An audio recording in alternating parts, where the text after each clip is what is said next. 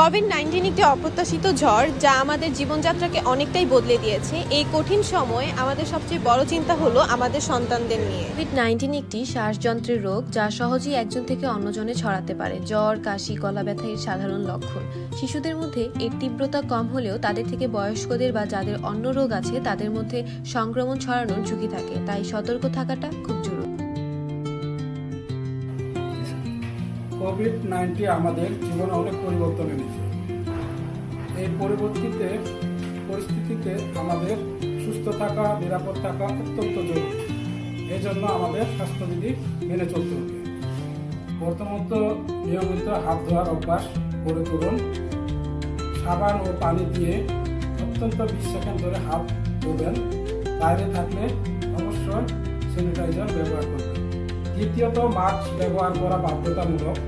যখন বাইরে যাবেন তখন মাস্ক সঠিকভাবে ব্যবহার করুন। তৃতীয়ত সামাজিক দূরত্ব বজায় রাখুন। ধীরে এগিয়ে চলুন। অন্যদের থেকে অত্যন্ত 6 ফুট দূরত্বে থাকুন। মনে রাখবেন, আপনার সচেতনতা এবং সতর্কতা কেবল আপনাকে নয়, আপনার পরিবার ও সমাজকে সুরক্ষিত রাখবে।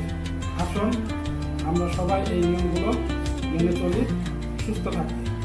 ধন্যবাদ।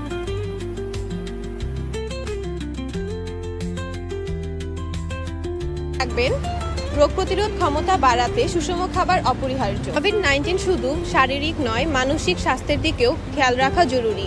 আপনি আপনার সন্তানদের সময় দিন, কথা বলুন এবং পাশে থাকুন। আমরা জানি সময়টা কঠিন, কিন্তু ধৈর্য আর সচেতনতা দিয়ে আমরা এই পরিস্থিতি মোকাবেলা করতে পারি।